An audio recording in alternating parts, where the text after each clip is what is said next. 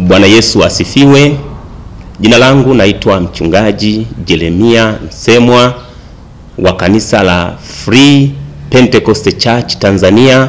Kanisa lipo Dodoma, katikati ya nchi. Hapo ndipo kanisa lipo, nami nipo hapo nikimtumikia Mungu. Nikukaribishe siku ya leo katika kipindi hiki kizuri cha masomo yetu ambayo yanaweza kuendelea. Siku ya leo tunakwenda kuangalia somo la imani. Imani inayotakiwa kwa mtu anayemwendea Yesu, au imani inayohitajika ili uweze kupata kitu kutoka kwa Yesu. Amen. Nitasoma Luka 8 mstari wa 40 mpaka 42.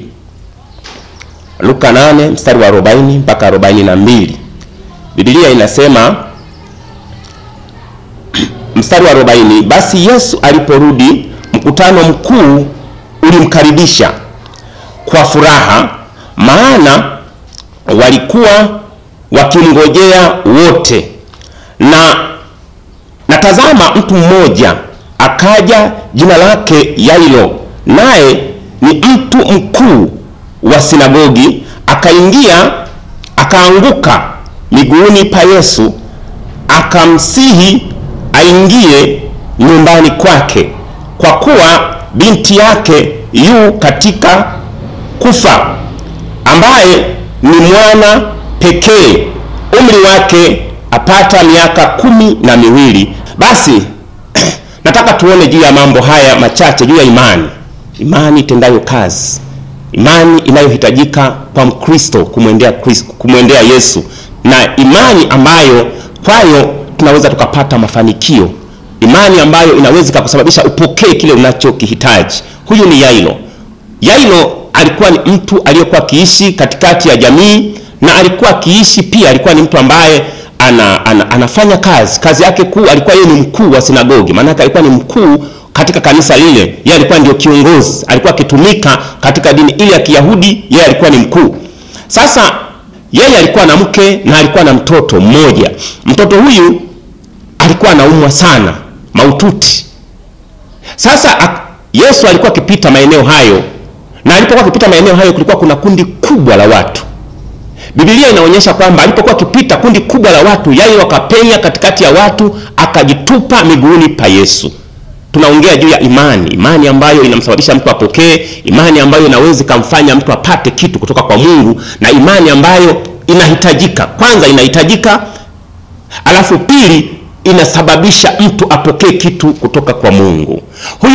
Huyu Yairo kwanza alijiangusha miguuni pa Yesu. Tendo la kujiangusha miguuni pa Yesu linaonyesha unyenyekevu. Tendo la pili, Yairo akatamka kwa kinywa chake. Baada ya Yesu kumsikiliza, akatamka neno la kwanza. Yairo akasema, akawa anamsihi, anamuomba Yesu aingie nyumbani mwake. Tendo la kwanza. La pili, akawa anamuomba Yesu aingie nyumbani mwake. Fahamu ya kwamba tendo la kwanza alijitupa miguuni pa Yesu. Tendo la pili, akawa anamuomba Yairo kwamba Yairo nakusihi, na anamuomba Yesu kwamba Yesu nakusihi ingia nyumbani mwangu. Akawa anamuomba aingie nyumbani mwake. Hakuanza kumweleza shida. Alianza kwanza akaanguka miguuni pake. La pili, akaenda akawa anamsihi Yesu kwamba aingie. Akawa anamsihi Yesu kwamba aingie ndani ya nyumba yake. Labda tuone kwanza hapa nini maana kitendo cha kujiangusha miguuni pa Yesu. Yairo alikuwa ni mkuu. Biblia inasema alikuwa ni mkuu. Kama alikuwa kiongozi, basi yeye ndiye alikuwa mkuu pale, ndiye alikuwa anaongoza lile, na alikuwa mkuu. Na kwa wakati ule mkuu alikuwa ni mtu ambaye alikuwa na uwezo pia, hata serikali alikuwa anaongoza yeye. Kwa hiyo alikuwa ana nafasi kubwa katika sinagogi na katika jamii ile inayomzunguka pale. Yeye alikuwa viongozi, alikuwa waamuzi wa matatizo ya watu. Kwa hiyo alikuwa na heshima kubwa. Lakini alipomuona Yesu, la kwanza kabisa alinyenyekea, akajitupa miguuni pake. La pili, akamsihi Yesu aingie nyumbani mwake. Kwa hiyo imani inayohitajika hapa, nini tunachokipata katika hili? La kwanza tunalipata, mtu anapomwendea Yesu ni lazima kwanza aonyeshe unyenyekevu. mbele za Mungu. Asiangalie cheo chake. Alikuwa ni mtu mwenye cheo kikubwa, alikuwa ni mkuu pale. Mkuu ni mtu mkubwa, ni zaidi ya mtu, ni zaidi ya kiongozi. Asiangalie cheo chake, asiangalie nafasi yake alionayo katika kazi, asiangalie nafasi yake pato chake, asiangalie nafasi yake alionayo katika jamii, asiangalie nafasi yake ya wale wanaomzunguka. Hiki ni kitendo ambacho Yairo anajitupa miguuni pa Yesu mbele ya watu anaowaongoza yeye mwenyewe. Kwa hiyo inaonyesha unyenyekevu mkubwa mno. La pili, Yairo anamwambia Yesu, anamsihi Yesu aingie nyumbani mwake. Tendo la pili, mtu kupokea kwa Yesu. Nini kinachoonekana kupitia kwa huyu mtu? Tendo la pili inaonyesha kwamba ili Yesu atende kitu maishani mwako, atende muujiza walio nao lihitaji. Yairo haelezi kwamba binti yangu anaumwa. Yairo anaeleza kwanza, karibu Yesu moyoni mwangu, karibu Yesu nyumbani mwangu, nyumbani kwangu. Anamkaribisha kwanza Yesu nyumbani, anakaribisha aingie nyumbani. Anajua akiingia nyumbani mwake kila kitu kitarekebishika. Anajua akiingia nyumbani kwake palipo paruzwa patatengenezwa. Anajua akiingia nyumbani pake palipo pagonjwa, magonjwa yataondoka. Anajua akiingia nyumbani kwake kila kilicho na shida, kila palipo na shida patakaa sawa. Ndio maana akawa anamsihi Yesu mzima aingie nyumbani mwake.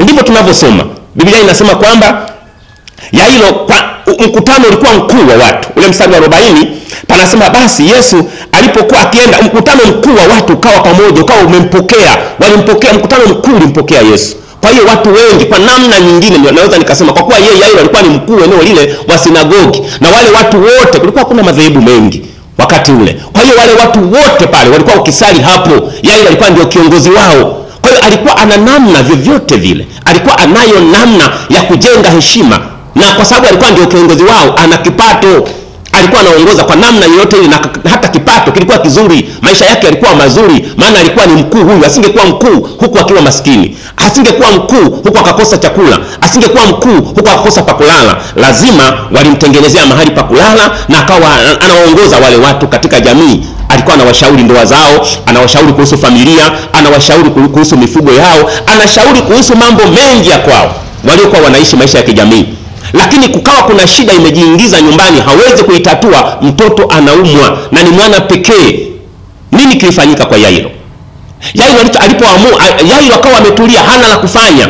Mtoto wake pekee na ni binti wa miaka 12 tu, anaumwa, hana mtoto mwingine maisha yake.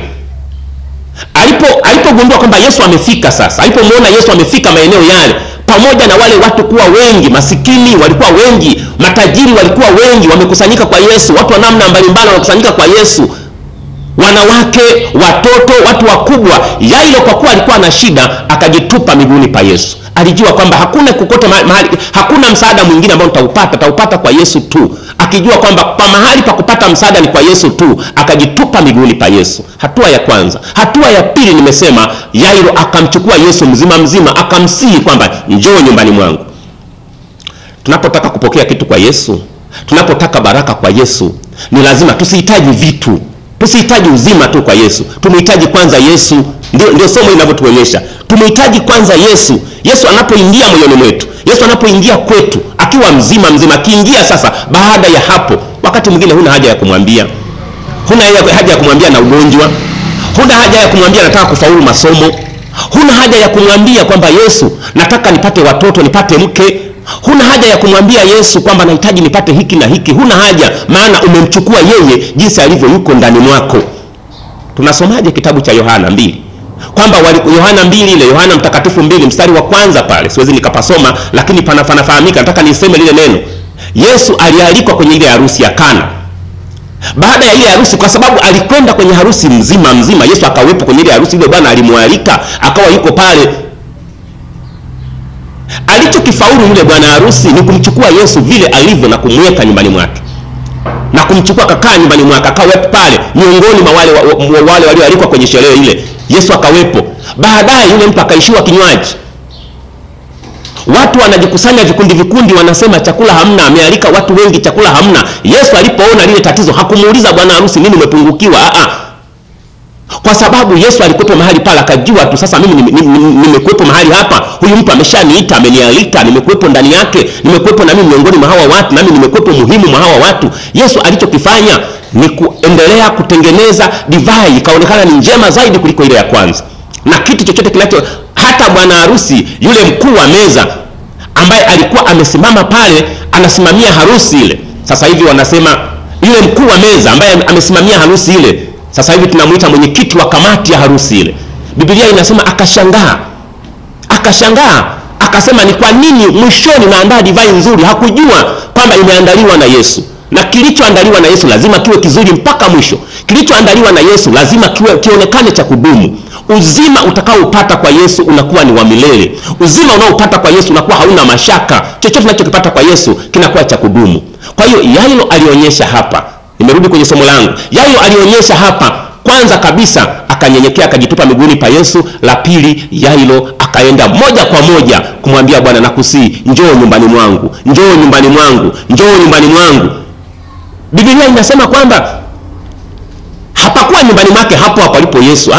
Akamwambia, karibu nyumbani mwangu, njoo kwangu. Hakumwambia shida yake. Biblia inasema kwamba wakafunga, Yesu akakubali kwa sababu mtu amenyenyekea, ameshuka mbele yake.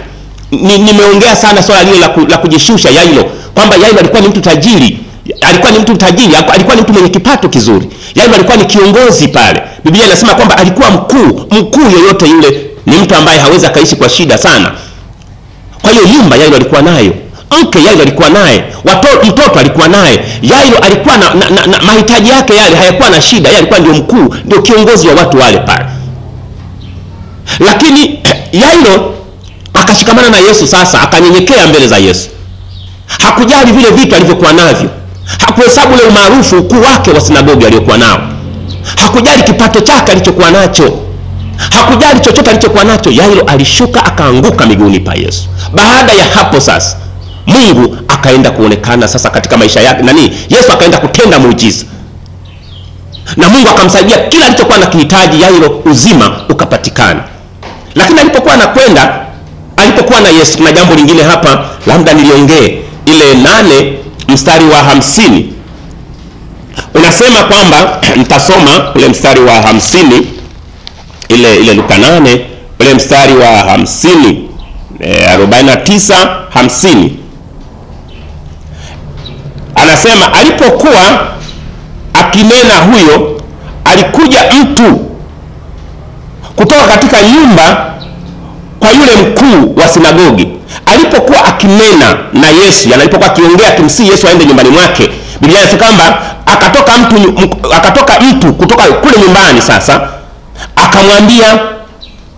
akamwambia, usimsumbue mwalimu, maana binti yako ameshakufa. Hili nao ni kitu kingine hapo nataka kukiona nacho. Yairo anaendelea kumsihi Yesu aende nyumbani mwake. Baada ya hapo, maana hakueleza shida kwamba binti yako na binti anaumwa. Alikuwa anamsihi tu Yesu aende nyumbani kwake ili akakione hata kilichoko nyumbani mwake. Sasa anaendelea Yesu kusema maneno haya. Yairo kusema maneno haya kwa Yesu. Baada ya hapo akatokea mtu anakuja mbio.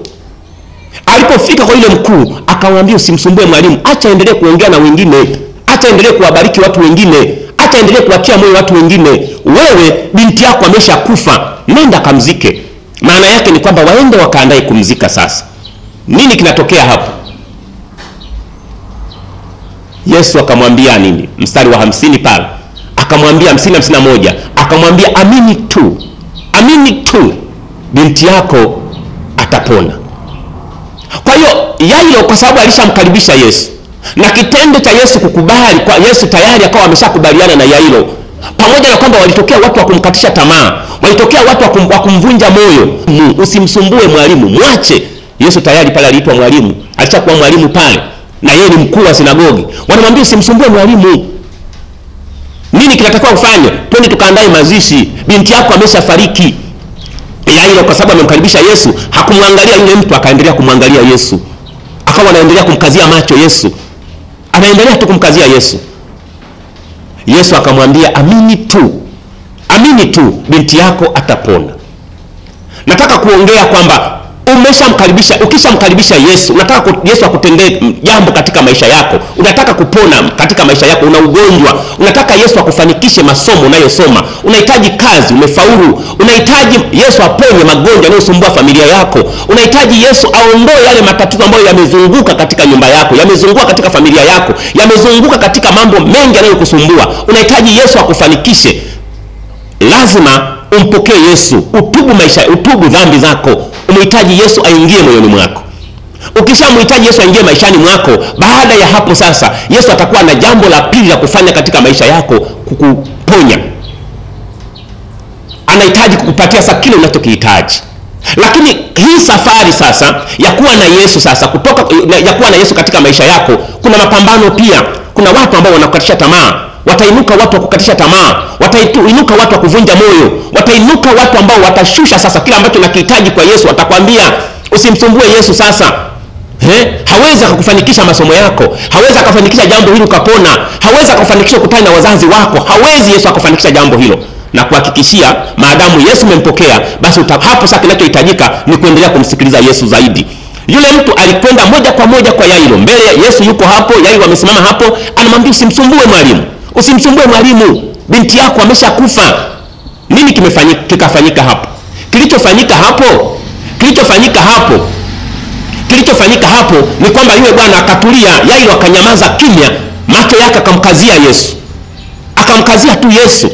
Kwa sababu amemkazia Yesu macho yake, Yesu alichokifanya akamwambia amini tu, binti yako atapona. Kwa hiyo Yairo tayari akajua nimeshaanguka miguuni pake, nimeshamwambia Yesu tayari, karibu moyoni mwangu, karibu nyumbani mwangu. Hakuwa na mashaka. Kwa hiyo ule usemi wa yule mtu akaupuuza hapo hapo, akashikilia sasa usemi wa Yesu, maana nimeshamkaribisha, nimempokea yeye. Tendo lingine kuu ambalo linafuata hapo ni kwamba baada ya kumpokea Yesu sasa, baada ya kumuita Yesu, kumkubali Yesu, umenyenyekea dhambi zako, umetubu dhambi zako, umempokea Yesu Kristo kuwa ni Bwana na Mwokozi sasa. Yesu anaendelea, yuko ndani ya maisha yako sasa. Wapo wa kukatisha tamaa kwamba ugonjwa huu Yesu hawezi kukusaidia. Umeshafikia mahali pa kufa sasa. Hili na hili hawezi Yesu akalitenda. Mungu anatenda mambo yote. Anaweza akafufua, alimfufua Lazaro aliyekufa akakaa siku 4 kaburini. Anaweza Yesu akafanikisha maisha yako. Hata sasa Yesu yupo, anaweza. Isipokuwa kuna utaratibu namna ya kuweza Yesu akufanikishe. Hatusemi tu Mungu nisaidie, hapana. Hatua ya kwanza kubwa zaidi ni lazima umpokee Yesu katika maisha yako. Hii ndio imani inayohitajika. Hizi imani ambazo zinainuka sasa kwamba njoo upate nyumba, njoo upate hiki, ni sahihi, lakini lazima kuna hatua ya kwanza. Sasa hatua kubwa ya kwanza ni kwamba ni lazima umpokee Yesu. Lazima uwe na Yesu katika maisha yako. Lazima uende kama Yesu anavyohitaji. Baada ya hapo sasa ndipo Yesu atakuwa na jambo la kufanya katika maisha yako. Atakupatia uzima. Yairo alipofika Yesu nyumbani mwake, cha kwanza kabisa Yairo hakumuonyesha hata mtoto wake. Yairo akawaondoa wale watu waliokuwa wanalia ndani, waliokuwa wana imani, waliomvunja moyo, akawaondoa, akamwambia watoke nje. Baada ya hapo yakaendelea maombezi rasmi sasa ya kumuombea yule binti. Ni kumuita tu, akaamka, akaketi, akamwambia mpe chakula, akawa mzima tena. Lakini hatua aliyochukua Yairo mpaka yule binti anakuwa mzima ni hatua hizo ambazo nimeshaziongea toka mwanzo mpaka hapo. Yesu anafufua, Yesu anatenda muujiza katika maisha ya watu, Yesu anawajalia watu uzima, Yesu anawapa watu baraka, Yesu anawapa watu uzima, Yesu anawafanikisha mahitaji yao magumu. Kuna watu wengine ambao tayari wametengana na wazazi wao muda mrefu, anataka kurudi kwa wazazi wake, hata nauli hana. Anafikiria nikifika nyumbani kwetu itakuwaje, kwenye mji ambao nimeshatoka miaka 6, nimetoka miaka 2, nimetoka muda mrefu, sina nauli, sina hata mavazi, sina namna yote ile. Lakini nakwambia kikubwa ni kumwamini Yesu. Mchukue Yesu kama alivyo. Muite Yesu aingie moyoni mwako saa hizi. Muite Yesu aingie moyoni mwako, aingie katika maisha yako. Yesu yuko tayari kukupatia kile unachokihitaji, kufanikisha upate kazi, kufanikisha mipango yako ikae vizuri. Nakumbuka tu juzi mipango yako umeipanga vizuri, nafika mwisho sasa uweze kufanikisha mipango ya fedha, uweze kufanikisha mipango yako ya kwenda chuo, uweze kufanikisha mipango yako ya kuanza kazi ambayo unahitaji, tayari imeharibika. Lakini kikubwa zaidi sasa ni kumgeukia Mungu. Mgeukie Mungu sasa maisha yako. Angalia Yairo alipopita. Mgeukie Mungu, usiangalie heshima, usiangalie cheo chako, usiangalie fedha ulizonazo, usiangalie namna yote. Hitaji lako kinachotakiwa ni kushuka na kumwangalia Yesu. Na Yesu atakuwa tayari kufanikisha, na Yesu atakuwa tayari kukupatia. Hakuna aliyewahi mpokea Yesu, akamuita Yesu akae naye katika maisha yake asimfanikishe hata siku moja. Yesu yupo kwa ajili ya kukufanikisha. Yesu yupo kwa ajili ya kukujalia uzima. Yesu yupo kwa ajili ya kufungulia milango ya baraka. Yesu yupo kwa ajili ya kufanikisha kile unachokihitaji. Lakini hatua kubwa ya kwanza, Yesu anahitaji unyenyekevu katika maisha yako. Yesu anahitaji kutubu na kunyenyekea. Kulikuwa kuna mwana mpotevu. Yesu aliongea habari za mwana mpotevu kwamba kulikuwa kuna baba alikuwa na watoto wawili. Baba aliyekuwa na mali nyingi, alikuwa na mifugo na alikuwa na wafanyakazi wengi nyumbani mwake. Mtoto mmoja akawa ametoka nyumbani mwake, akasema nipe sehemu yangu ya urithi baba. Akatoka, akauza ng'ombe zake, akapewa ng'ombe, akapewa fedha, akachukua, akaondoka. Lakini zile mali hakuweza kukaa nazo kula, akazipoteza, kila kitu akapoteza. Lakini kulikuwa kuna nafasi. Yule mtoto alipofika baadaye akakumbuka moyoni mwake. Angalia hatua alizozichukua. Biblia inasema akazingatia moyoni mwake. Akazingatia, nyumbani kwa baba kuna mali nyingi, nyumbani kwa baba kuna wafanyakazi wengi, ngoja nirudi. Lakini aliposema nirudi nyumbani, pamoja kama ni baba yake, akasema nirudi nyumbani, lakini nikirudi nyumbani, nikifika nyumbani niwe kama mtumwa, niwe mtumwa tu, nisiwe mtoto tena, maana nafasi ya utoto nimeipoteza. Baba ndio alimrudisha nafasi ya utoto. Akasema hapana, wewe ni mwanangu, utachukua nafasi ile ile kama mwanangu tena. Kwa hiyo kuna gharama, umechukua maisha, umefika mahali hukudai kwa baba yako, hukudai kwamba nigawie, nipe sehemu yangu nayo niangukia. Lakini aina ya maisha unayoyaishi, aina ya maisha ambayo umeyaishi, aina ya vitu ambavyo umeviishi ni tofauti na vile ambavyo umewekana mkataba na Yesu. Ni tofauti na yale jinsi Yesu Kristo aliye hai alivyokupangilia. Ni tofauti na mwanzo ulivyokuwa unaimba kwaya. Ni tofauti na mwanzo ulivyokuwa unamtolea Mungu. Ni tofauti na mwanzo ulivyokuwa unafanya mambo mengi ya Mungu. Ni tofauti mwanzo. Fikiria maisha yako yalivyokuwa mwanzo. Fikiria ulivyokuwa na wazazi wako nyumbani, ulivyokuwa unakwenda kanisani. Fikiria ulivyokuwa unakaa na kuimba wimbo. Fikiria ulivyokuwa unatafakari mambo vizuri ya Mungu. Sasa nafasi ya Mungu hamna. Umediriki hata kutafakari mambo machafu kupita kawaida. Uko mbali kama mwana mpotevu. Hatua kuu ya kwanza ni kuzingatia moyoni mwako kwamba umekwenda kinyume na Mungu. Hatua ya pili ni kuungama, kutubu, kunyenyekea kwa Yesu, kumhitaji Yesu aingie moyoni mwako, kumhitaji Yesu aingie nyumbani mwako, nyumba ya moyo wako, nyumbani mwako. Akiingia moyoni mwako, aingie pia na pale anapolala, atazame na nyumba yako, atazame akili zako, mipango yako unayopanga sasa, airekebishe sasa. Baada ya hapo sasa ufanikiwe kila unachokihitaji. Huyu ndiye Mungu tunayemhubiri, na huyu ndiye Yesu Kristo aliye hai. Ndivyo alivyo. Kazi yake kubwa ni kufanikisha. Kazi yake kubwa ni kufungua milango. Kazi yake kubwa ni kumpatia mtu kila anachokihitaji. Hata kikubwa zaidi yuko tayari. Lakini hatua kuu, asikudanganye mtu yoyote akainua mafundisho ya ajabu, asikudanganye. Hatua kuu zaidi sana ni lazima kwanza unyenyekee mbele za Mungu, utubu dhambi zako, mpokee Yesu awe ni Bwana na Mwokozi, awe ni Mwokozi katika maisha yako. Hatua hiyo ni ya kwanza. Hatua ya pili ni lazima akishaingia Yesu moyoni mwako atende mambo. Usisikilize kwa mtu. Hapo ni wewe na Yesu, na Mungu wako tu. Huna haja ya kusikia kitu chochote kile nje ya Yesu Kristo aliyekuita. Umemwona Yairo? Amefika njiani, anakuja mtu, anaendelea kuongea na Yesu bila kumkaribisha Yesu. Ana msigu, ameanguka miguuni pa Yesu, bado yuko chini pale. Yesu anamsikiliza, anamwambia karibu, njoo nyumbani mwangu. Haelezi shida, anamwambia njoo nyumbani mwangu. Liko tatizo lingine pia la watu sasa hivi, wanapenda kueleza shida sana. Kafika tu, jamani mimi nataka hiki. Wangapi wanaingia makanisani? Wangapi tunawapokea kanisani? Akifika anaeleza mimi mpango yangu haikai sawa, mimi hiki na hiki hakikai sawa. Lakini kipo, naamini kwamba siku moja Mungu atakufanikisha kila unachokihitaji. Leo ukiamini kwamba Yesu Kristo ni Bwana na Mwokozi, atakufanikisha kila unachokihitaji. Lakini hatua kuu, lazima umkaribishe Yesu. Nyenyekea na umsikilize yeye. Atakuwa tayari kukusaidia, atakuwa tayari kukuponya, atakuwa tayari hata pale unapoona pagumu, atakuwa tayari kutenda. Utakwenda kuwaona watu mbalimbali, utakwenda kuwaona watu na kushuhudia, watu wakishuhudia makuu waliokutana na Mungu hapa katika madhabahu hii. Lakini tuliwafundisha namna hiyo kwamba hatua kubwa ya kwanza ni lazima umpokee Yesu. Hatua ya pili ni lazima ukishampokea Yesu, msikilize yeye anasemaje. Umempokea Yesu, umekuwa naye, msikilize yeye. Inakuwa kama bibi harusi amefunga harusi na bwana harusi, basi anatakiwa msikilize bwana harusi anasemaje mume wake, sasa nini kinahitajika. Akianza kusikiliza nje ya hapo ni tatizo. Kwa Kwa hiyo msikilize Yesu ili kwamba uweze kufanikisha kile unachokihitaji. Anasema nini? Yairo anaendelea kuongea. Nataka kukamilisha hapa masomo haya kwamba Yairo anaendelea kuongea na Yesu. Yairo anaendelea kuongea na Bwana wake, anaendelea kuongea na Yesu. Anaendelea kuongea na Yesu. Alichokuwa anaongea na Yesu, alikuwa anamkaribisha tu. Hakuongea shida yoyote, hakusema binti yangu anaumwa. Alimwambia njoo kwangu, njoo kwangu, akimsihi karibu, karibu nyumbani mwalimu. Walikuwa wanamuita mwalimu, karibu nyumbani mwalimu, karibu nyumbani mwalimu. Anaendelea kumkaribisha Yesu, anamsikiliza. Akaja mtu mmoja akasema, Bwana, kama unamkaribisha nyumbani kwako kwa ajili ya binti yako, ameshakufa, tukaandae tu mazishi. Yesu akamwambia amini tu. Yesu alikuwa hajamjibu kitu chochote mwanzo, akasema ila hapo Yesu akaingilia kati akasema amini tu, binti yako atakuwa mzima. Nami nasema amini tu. Mpokee Yesu Kristo kwa ni Bwana na Mwokozi.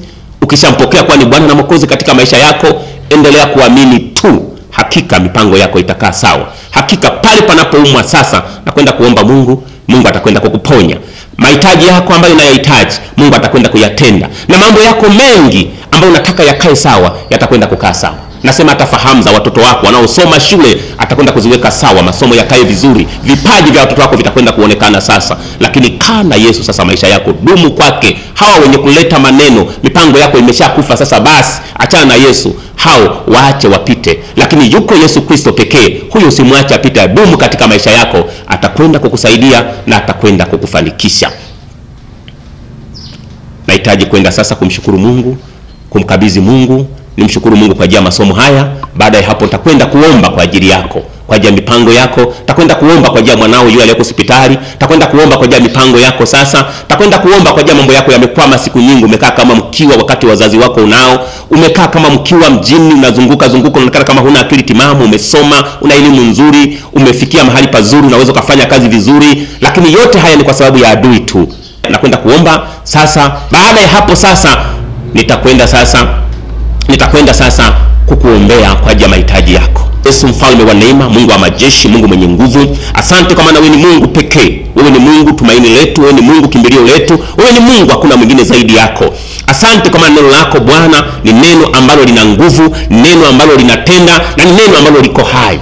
Baba, naurudisha sifa na utukufu mikononi mwako kwa ajili ya watu wako hawa wanaosikia maneno yako. Asante kwa ajili ya kina mama hawa, asante kwa ajili ya vijana hawa, asante Mungu hata kwa ajili ya ndugu huyu. Mungu wa majeshi amesikia toka mwanzo mpaka sasa, anaendelea kulisikia neno lako. Baba, naendelea kumleta mikononi mwako Bwana, nikirudisha sifa na utukufu mikononi mwako. Naomba neno hili Bwana likatende kazi, akaitendee kazi ndani yake. Roho yako Mtakatifu akaonekana akitenda jambo katika maisha yake. Mungu, kwa kupitia neno hili, Mungu atuma wako wote wakaweze Mungu kulielewa na wakaitendee kazi. Ni kwa mamlaka ya jina la Yesu naomba na kurudisha sifa na utukufu wako na utukufu mikononi mwako. Amen. Sasa muda huu nakwenda kuomba sasa kwa ajili ya mahitaji mbalimbali. Naomba baada ya hapo mwishoni nitataja namba zangu za simu, mawasiliano yangu. Baada ya hapo tutakwenda kuwasiliana zaidi. Utakwenda, usiache kushuhudia kile ambacho Mungu amekutendea. Basi niombe sasa.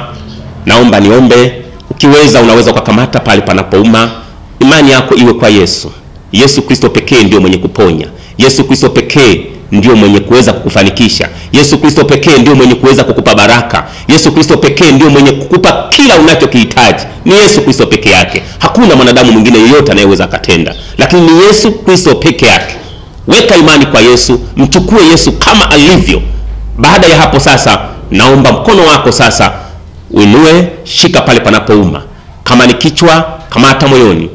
Kamata kichwani. Kama ni sehemu za moyo, kamata moyo wako. Kama ni habari za imani pia, shika moyo wako pia. Kama ni ndugu yako anaumwa pia, huyo shika moyo, shikamata hapo moyoni mwako, shika mahali palipo na mahali moyo ulipo. Baada ya hapo ninakwenda kuomba. Uwe na imani kwa Mungu wako, uwe na imani kwa Yesu Kristo aliye hai, na hakika ya kwamba jambo Yesu atatenda. Usiache kushuhudia jambo hili. Nakwenda kuomba sasa. Bwana Yesu mfalme wa neema, Mungu wa majeshi, Mungu mwenye uweza, Mungu mwenye mamlaka, kwa mamlaka ya jina la Yesu Kristo aliye hai, neno lako Mungu ni kweli, neno lako ni amina. Yesu Kristo aliyemfufua Lazaro aliyekufa siku 4 akawepo kaburini. Yesu Kristo ambaye ulitenda miujiza kwa binti Yairo akawa mzima. Yesu Kristo ambaye tunakutumaini. Yesu Kristo ambaye Bwana anatenda miujiza. Baba, namleta baba huyu mikononi mwako, mama huyu mikononi mwako, kijana huyu mikononi mwako. Mungu wa majeshi mfalme, naleta watu hawa mikononi mwako. Mungu ndiye kulisikia neno hili. Bwana Mungu wa majeshi, vijana hawa watazame Mungu, naleta mikononi mwako Bwana. Baba, angalia mahitaji wanayohitaji. kichwa kinamsumbua mtumwa wako, naomba uzima ndani ya kichwa hiki, naomba uzima ndani ya kichwa hiki, naomba uzima ndani ya magoti, naomba uzima ndani ya moyo wake. Rekebisha mapigo ya moyo wake, rekebisha mapigo ya moyo wake Bwana, katika jina la Yesu Kristo ali hai. Wewe ni Mungu mwenye uweza, wewe ni Mungu mwenye mamlaka, katika jina la Yesu Kristo ali hai. Nakemea roho zote chafu za adui, nakemea mipango michafu ya adui, maroho ya kuzimu, hila mbaya za adui, mipango michafu ya adui, roho za kuzimu, vinyamkera na pepo wachafu kwa watu wako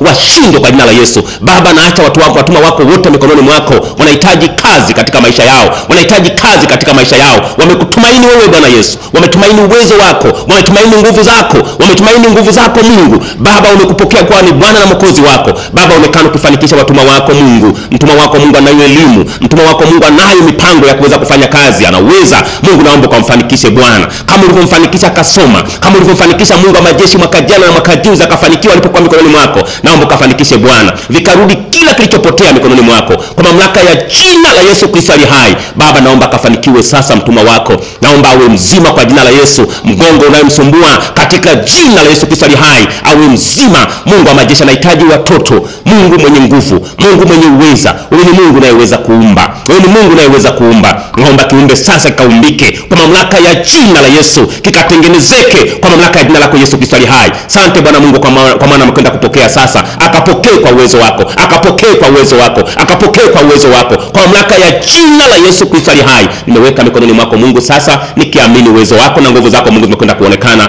Ni kwa mamlaka ya jina lako Yesu Kristo ali hai ninaomba na kusi neema yako juu yake, akazi kuipokea katika jina la Yesu. Amen. Amen. Tumefika sasa mwisho wa masomo yetu. Namba yangu ya simu, unaweka alama ya jumlisha, unaweka 255 7 55 06 44 64. Tarudia tena, unaweka alama ya jumlisha 255 7 55 06 44 64. Namba ya pili, naweka alama ya jumlisha 255 7 10 29 58 20. Hizi ndio namba zangu za simu. Tembelea channel yangu ya YouTube na Instagram, Pastor Jeremiah Nsemwa. Kumbuka kunifollow na kushare link ili wewe unapata mafundisho yangu kila siku na kujua ratiba ya mikutano yetu. Amen.